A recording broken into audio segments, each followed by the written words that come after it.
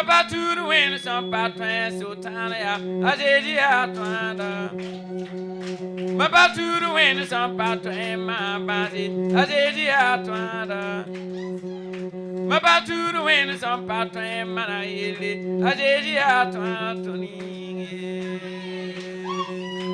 Seji rawa. Era tori virawa.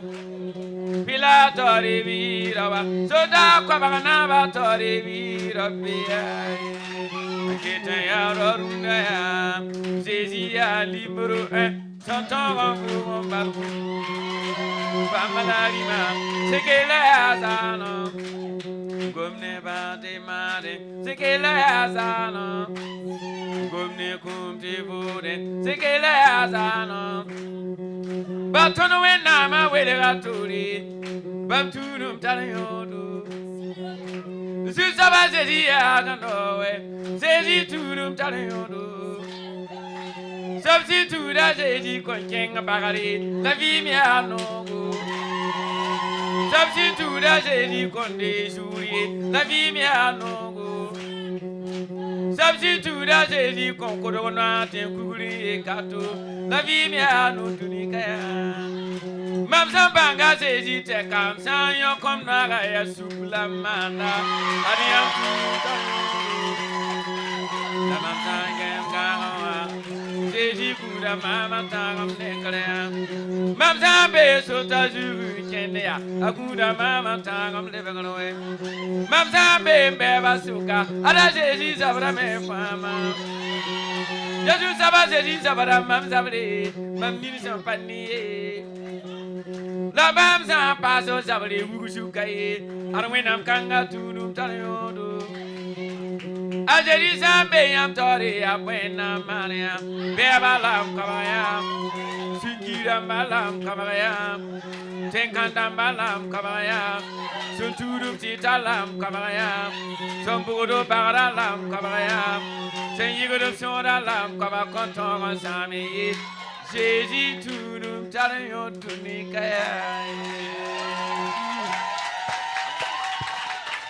Wow.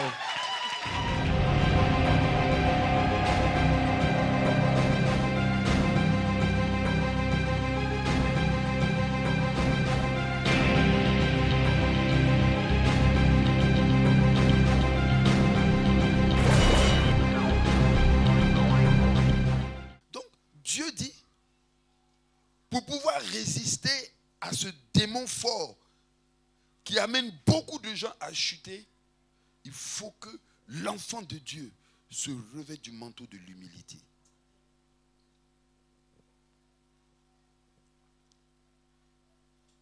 Parce que humilité, c'est différent de humiliation. Voilà. Tu peux être bien habillé et ne pas être orgueilleux. Et les gens là ici, ils ne comprennent rien. Ils pensent que rouler une belle voiture, c'est de l'orgueil. Non, ce n'est pas de l'orgueil, c'est jouir des bienfaits que Dieu t'a donnés. Avoir une belle maison, ce n'est pas de l'orgueil. Tu peux avoir une belle maison et être humble. Tu peux porter des beaux costumes, tu peux avoir de beaux habits, de belles robes, une belle moto, une belle voiture, tout ce que tu veux, et être humble. Parce que l'humilité est un caractère. Tu as vu? Parce que si tu as des biens et que tu regardes les gens d'en haut, tu regardes comme ça, ou bien tu les méprises, ou bien là c'est de l'orgueil. Parce que Dieu t'avait dit, et Dieu dit, mais qu'as-tu que tu n'aies reçu? Et si tu l'as reçu, pourquoi te glorifies-tu comme si tu ne l'avais pas eu? Nous sommes nés nus. Nous repartirons nus. Personne n'a emporté quelque chose sur cette terre et personne n'emportera quelque chose.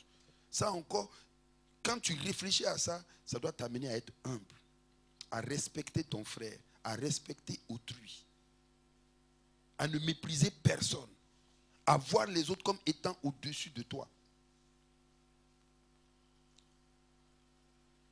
à servir. Notre modèle par excellence, c'est Jésus-Christ.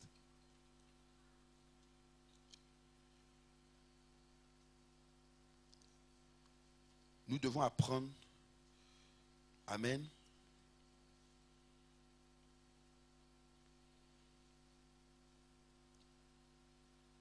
Dieu me révèle, on dit, quelqu'un qui est humble attire la faveur de Dieu sur sa vie.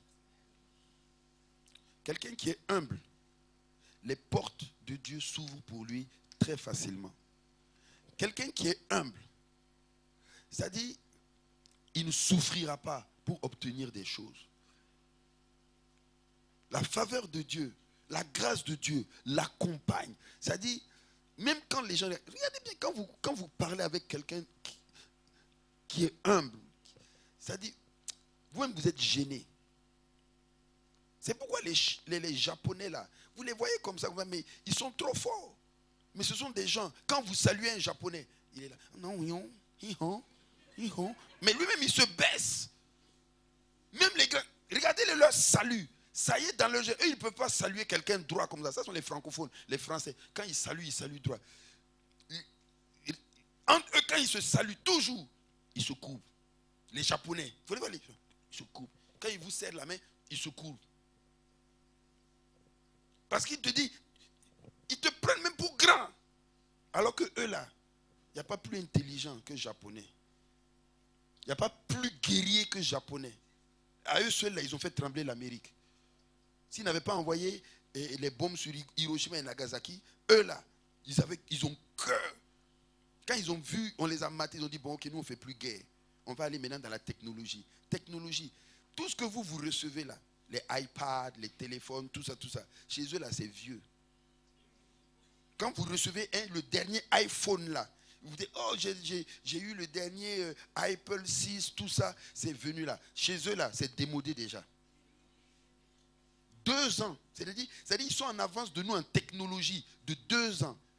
Tu t'amuses, va en vacances seulement. C'est comment la capitale là? Tokyo. Va en vacances à Tokyo. Si tu reviens avec des appareils de Tokyo, il faudra 2 ans avant que ça n'arrive en francophonie. Ils sont en avance de 2 ans sur les nouvelles technologies. C'est un peuple humble. Un peuple guerrier, mais je ne sais pas si c'est la guerre qui les a rendus humbles, mais en tout cas, quand ils te saluent, ils se courbent. C'est ce que quand ils te saluent, ils se courbent. Donc, vous voyez que l'humilité est une force, est une arme, mais ce n'est pas une faiblesse. Quelqu'un qui est humble, ça ne veut pas dire qu'il est faible. Ça ne veut pas dire qu'il est bête. Donc, dans l'humilité, vous devez puiser votre force. Et Dieu le fait pour ne pas que l'orgueil. Regardez, Paul. Prenez, on va voir 2 Corinthiens 12, versets 1 à 10. Il faut se glorifier, cela n'est pas bon. J'en viendrai néanmoins à des visions et à des révélations du Seigneur. Je connais un homme en Christ qui fut, il y a 14 ans, ravi jusqu'au 3e ciel. Si ce fut dans son corps, je ne sais. Si ce fut hors de son corps, je ne sais. Dieu le sait. Et je sais que cet homme, si ce fut dans son corps ou sans son corps, je ne sais. Dieu le sait. Fut élevé dans le paradis et qu'il entendit des paroles ineffables qu'il n'est pas permis à un homme d'exprimer. Je me glorifierai d'un tel homme, mais de moi-même je ne me glorifierai pas, sinon de mes infirmités. Si je voulais me glorifier, je ne serais pas un insensé, car je dirai la vérité, mais je m'en abstiens afin que personne n'ait à mon sujet une opinion supérieure à ce qu'il voit en moi ou à ce qu'il entend de moi. Et pour que je ne sois pas enflé d'orgueil, à cause de l'excellence de ces révélations, il m'a été mis une écharpe dans la chair, un ange de Satan pour me souffleter et m'empêcher de m'enorgueillir. 3 fois j'ai prié le Seigneur de l'éloigner de moi et il m'a dit, ma grâce te suffit, car ma puissance s'accomplit dans la faiblesse. Je me glorifierai donc bien plus volontiers de mes faiblesses, afin que la puissance de Christ repose sur moi. C'est pourquoi je me plaide dans mes faiblesses, dans les outrages, dans les calamités, dans les persécutions, dans les détresses, pour Christ. Car quand je suis faible, c'est alors que je suis fort. Ça, c'est l'apôtre Paul qui parle. Mais l'apôtre Paul n'est pas n'importe qui. L'apôtre Paul a été enseigné par Jésus lui-même. Ce n'est pas un disciple qui lui a enseigné l'évangile. Et voilà qu'à un moment, il va être ravi. Il parle de lui. Dieu va lui permettre de voir le troisième ciel. C'est-à-dire le paradis. Mais ce qu'il a vu est incroyable. Et Dieu lui a donné cette grâce. Donc quand il revient à lui pour transcrire ça dans les évangiles, il ne veut même pas prendre, c'est-à-dire la grâce que Dieu lui a donnée pour se glorifier. En disant, ah ouais les gars, Dieu m'a amené, j'ai vu le ciel. Ouais, Dieu m'aime.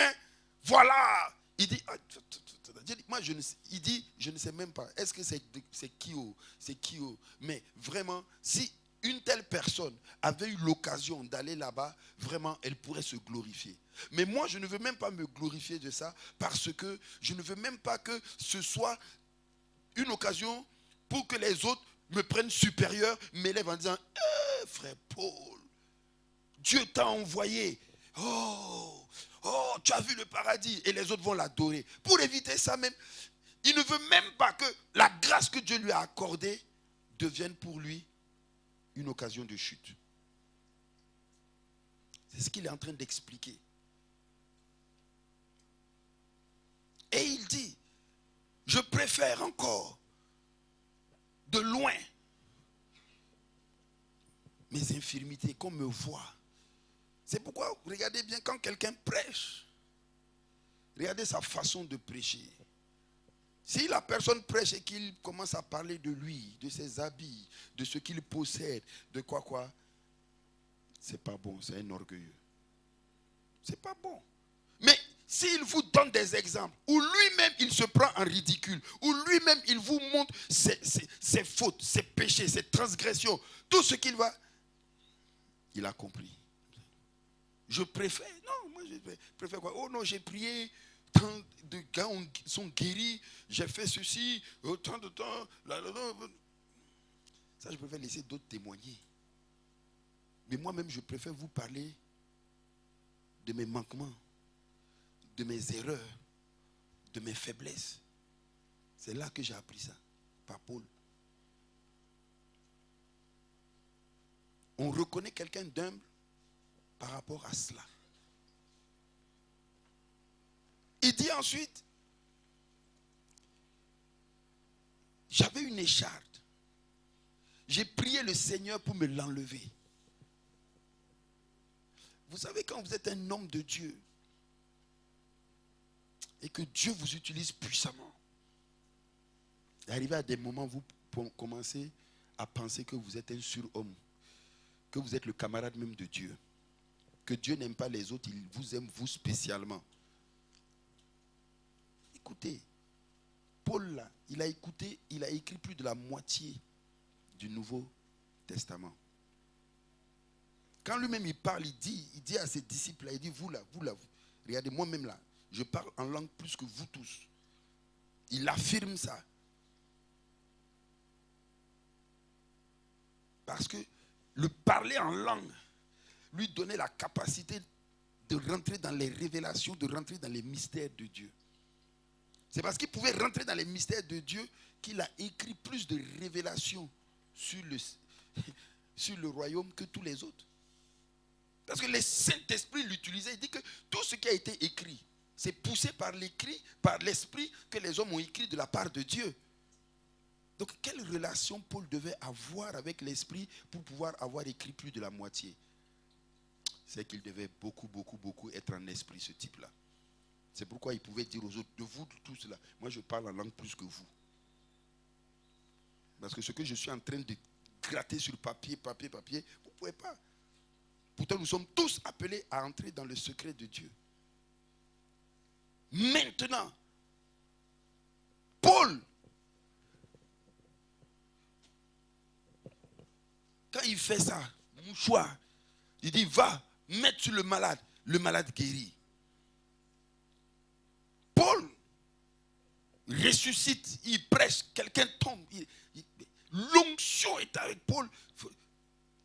Dieu dit, il sait que si il laisse Paul tel qu'il est, il va chuter.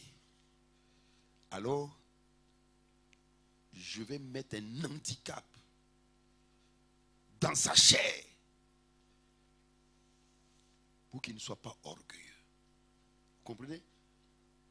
Et sur la route de Damas, quand il frappe d'aveuglement, Ananias prie pour lui, les écailles des yeux tombent, mais Paul n'est pas totalement guéri. C'était l'écharpe qui était dans sa chair. Paul avait des problèmes Dieu. Est-ce que vous comprenez? C'était son problème. Lui, il guérit, il peut ouvrir les yeux des gens. Il guérit, il ressuscite les morts. Mais lui-même, il n'arrive pas à guérir ses yeux. Il y a beaucoup d'hommes de Dieu qui sont là, qui ont de la puissance, mais ils sont malades. Smith Wigglesworth avait des problèmes de calcul. Il prie, les milliers de gens sont guéris. Le soir, quand il rentre chez lui, son slip est immaculé de sang, mouillé de sang. Son petit qui est là, il a oublié de laver. Il racontait, il avait papa. Mais il a dit, aucun scalpel ne rentrera dans mon ventre. Il a vécu avec le mal jusqu'à l'âge de 87 ans. On ne l'a pas opéré. Il est mort assis dans l'église. Quand il a fini, il est allé dans le bureau. Il s'est assis et il s'est endormi pour l'éternité. Normalement, on doit faire autopsie. Mais lui, il avait déjà scellé par l'esprit qu'aucun scalpel ne doit toucher son corps. Ils ne l'ont pas touché, ils l'ont enterré tel quel. Il avait cette écharpe. Galates chapitre 4. Et allez avec moi au verset 13. Regardez ce qu'il écrit, ce que Paul écrit à l'église de Galates. Il dit, vous ne m'avez fait aucun tort. Ok? Vous savez que ce fut à cause d'une infirmité de la chair que je vous ai annoncé pour la première fois l'évangile. Au verset 14. Et mis à l'épreuve par ma chair, vous n'avez témoigné ni mépris, ni dégoût. Vous m'avez au contraire reçu comme un ange de Dieu, comme Jésus-Christ. Où donc est l'expression de votre bonheur? Car je vous atteste que si cela avait été possible, vous voyez, il dit, vous vous seriez arraché les yeux pour me les donner. C'est-à-dire tellement ils aimaient Paul, ils étaient d'accord. Paul dit, moi-même je sais que là où vous êtes, vous avez pitié de moi par rapport à mes problèmes. Et je sais que dans votre cœur, si même vous aviez pu enlever vos yeux là pour me les donner, vous l'aurez fait. Voilà l'infirmité de Paul. Maintenant, il dit à Jésus, il dit, Seigneur, guéris-moi. Fais quelque chose. Fais quelque chose. Et Dieu dit, Paul, parce que si j'opère ce miracle, connaissant la chair et le caractère de l'homme, tu vas plus tard t'enorgueillir. En disant tu es trop fort, jusqu'à toi-même tu te guéris toi-même, tu guéris les autres, tu es devenu Superman. Mais pour te prouver, mon frère, Paul, calme-toi. Calme-toi. Cette infirmité dans la chair là, voilà, de temps en temps, Satan va venir te rappeler que tu es un homme, afin de te garder humble. De te garder humble. Oui, tu fais les miracles, tout. Mais le soir, quand ça te fait mal, aïe, tu attrapes ta tête. Aïe. Et tu te souviens que tu n'es qu'un humain. Tu es qu'un homme. Ne sois pas orgueilleux. Grand Paul. Il dit, tu n'as pas besoin de ça, Paul. Parce que ma grâce te suffit. La grâce et la faveur imméritée de Dieu. Tu n'as pas besoin de faire toutes ces choses-là. Le seul fait que moi, Dieu, je t'ai pris, je t'ai coopté, le Fils, le Saint-Esprit, nous travaillons avec toi. C'est une grâce. Ça là, ça te suffit. Parce que c'est quand tu es faible. C'est alors, moi, Dieu, je suis fort. Pourquoi? Parce que Dieu ne peut pas œuvrer avec quelqu'un qui est déjà arrivé. Dieu ne peut pas œuvrer avec quelqu'un qui se croit fort. Non.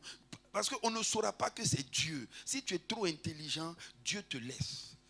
Si tu es trop fort, Dieu te laisse.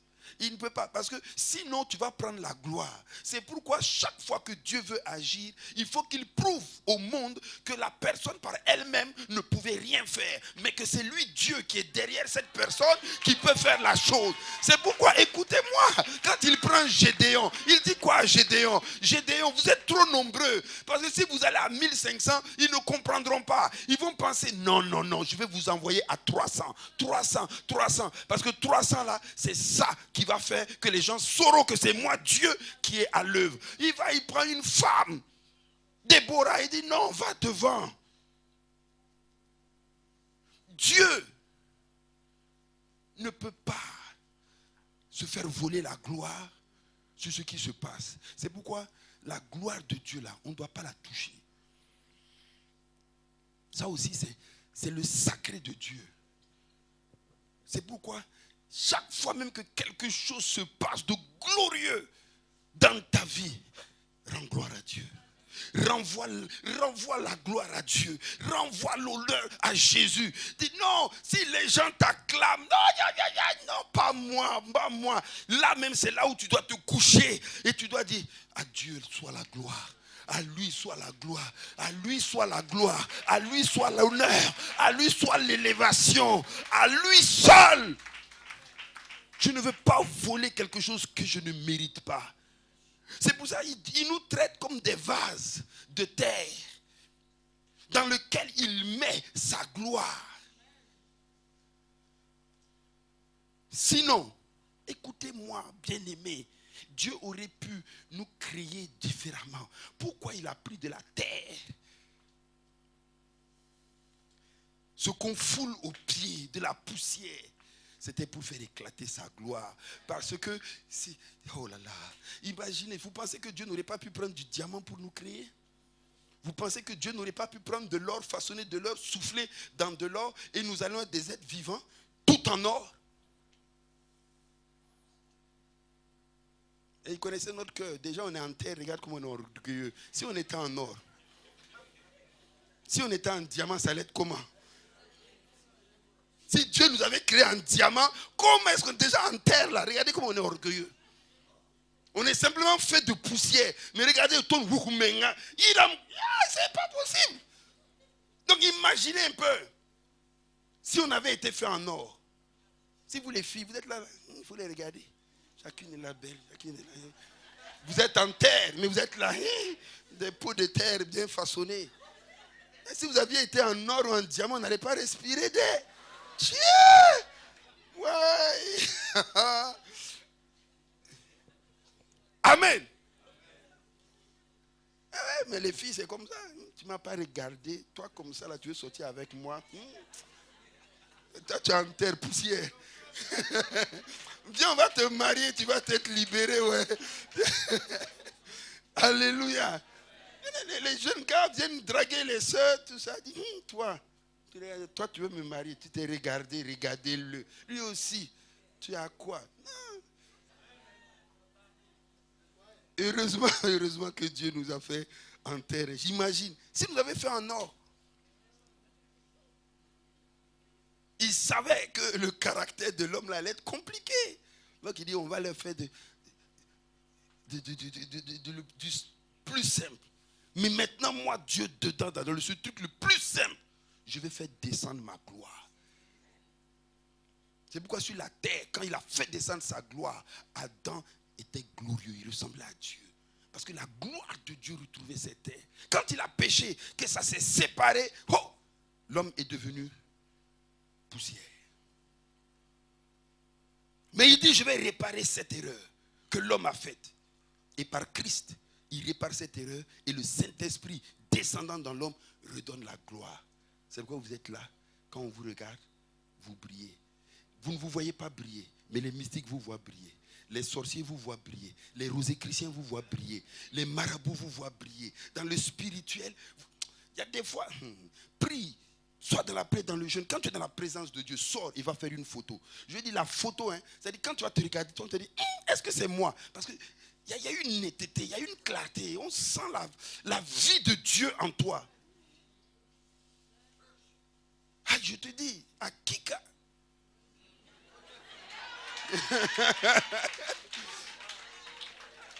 Amen. Ah, le chant Émile Kafando m'inspire quelques mots morés en ce moment. Alléluia.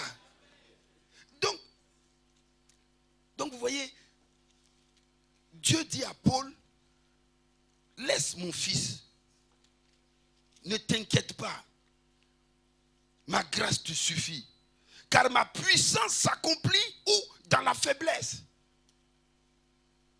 C'est pourquoi chaque fois que tu auras un problème, fais-toi faible et laisse Dieu agir. Si tu as un palabre, ne te dispute jamais avec quelqu'un sur le physique. Amène-le sur le spirituel.